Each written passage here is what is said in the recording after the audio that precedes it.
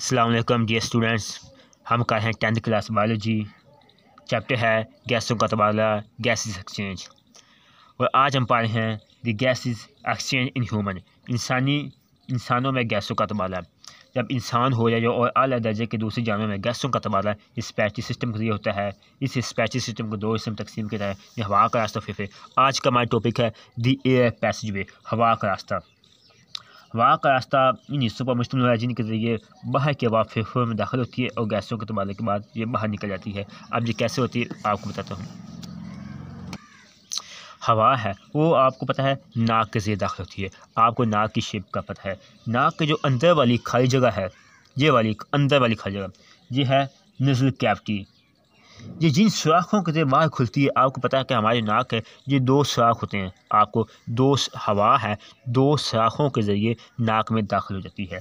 और जो जो दो सुराख हैं उसको हम नॉस्ट्रल्स कहते हैं। ठीक है, ब्रोनी शेप में जो हवा दो रास्तों में दाखिल होगी नॉस्ट्रल कहते हैं। अब दो नॉस्ट्रल के दरमियान में एक दीवार होती है।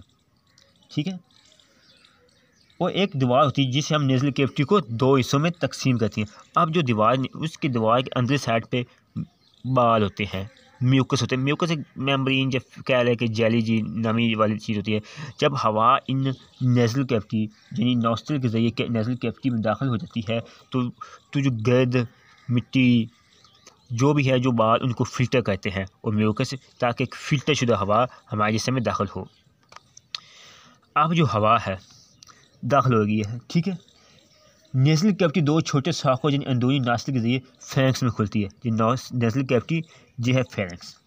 फेरेंक्स एक मस्कुलर रास्ता है, ये एक मुश्तरक रास्ता है जो खुराक के लिए भी है और हवा दोनों के लिए एक मुश्तरक रास्ता है। ये रास्ता एसोफेगस के सुराख और लेरिंक्स तक फैला हुआ है। ठीक है, ये आपको दिखा रहे हैं, ये है लेरिंक्स। अब लेरिंक्स के आगे ये आप देख रहे हैं कि एक आगे आगे ग्लॉटिस लगा है, एपिग्लॉट्स। हवा फेरेंक्स से लैरिंक्स में जाती है। हम जानते हैं कि फेरेंक्स के फर्श पर एक सुराख ग्लॉटिस है जो लैरिंक्स में खुलता है। ये लैरिंक्स है। लैरिंक्स एक कार्टिलेज का बना होता है जो फेरेंक्स और ट्रेकिया के दरमियान मौजूद है। ये अब ट्रेकिया है। ठीक है, इसे आला सोज आवाज़ पैदा करने वॉइस भी कह सकते हैं। अब लैरिंक्स के अंदर से दूसरी तरफ रेशेदार पट्टियों के दो जोड़े खींचे होते हैं। अब दो जोड़े खींचे होते हैं। इन पट्टियों को वोकल कार्ड्स भी कहते हैं। जब हवा वोकल कार्ड से टकरा कर गुजरती है तो एहतिशात आते हैं, इन एहतियात से आवाज़ पैदा होती है। अब लेरिंक्स से आगे ट्रेकिया, जिसे हवा की नाली वाइन पाबी कहते हैं, जो तकरीबन 12 सेंटीमीटर तक लंबी एक नाली है। ठीक है, और एसोफेगस के सामने की तरफ मौजूद है। अब ट्रेकिया की दीवार में कार्टिलेज सी कीजिए, आप देखें ये सी की शक्ल के जो दायरे बने हैं, ये कार्टिलेज ट्रेकिया को सूख जाने से बचाते हैं, हत्ता कि इसके अंदर हवा मौजूद भी ना हो।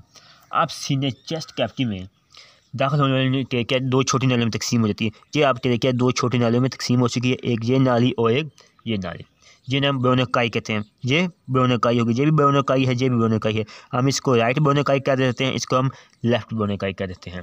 ठीक है, ब्रोनकाई के द्वार में कार्टिलेज की बनी हुई प्लेटें होते हैं। ठीक है, ये भी प्लेटें हैं। हाई ब्रोनिक्स की अपनी जानवर के फेफड़े में दाखिल होकर छोटी शाखों में तकसीम होते हैं। ये लंग्स हैं, ये फेफड़े हैं। ठीक है, फेफड़ों में बोरनाई की तकसीम बहुत बरीक नाले बनाते हैं। अब ये बरीक नाले बने हैं, ये आप देखें बरीक नाले इधर भी बने हैं। अब इन दौर में कॉटली ख़त्म हो जाता है। बोरनाई का अख्ताम जहाँ पर ना आप देख रहे हैं, जहाँ पर ये जब बोरनाई का अख्ताम होता है तो छोटी छोटी ये ट्यूबल्स बन जाती हैं, ऐसे ट्यूबल्स, जैसे कि आपको ये दिखा रहा हूँ, ट्यूबल्स बन जाती हैं, जिन्हें एलुलर डक्ट्स भी कहते हैं, जिन्हें हम एलुलर डक्ट्स कहते हैं। हाई एलुलर डक्ट हवाई थैली यानी एलुलाई के एक गुच्छे में खुलती हैं। ये एलुलाई इंसान के जिस्म में गैसों के तबादले की सतह बनाते हैं। हाई एलुलस एक थैली नुमा साख्त है। इसकी दो एपिथेलियल सेल्स की एक तह पर मुश्तमिल है। कैपिलरीज का एक जाल इसको घेरे में रखता है। जब दिल से ऑक्सीजन बगैर डीऑक्सीजन खून लाने पर दाखिल होता है तो ये आर्टरी फेफड़ों में दाखिल होकर आर्टरीज और कैपिलरीज में तकसीम हो जाता है। ये कैपिलरीज एलुलाइज के गिरद गला बनाती हैं, फिर आपस में मिलकर वेन बनती हैं जो ऑक्सीजन वाले यानी ऑक्सीजनेटेड खून वापस दिल की तरफ ले जाती है।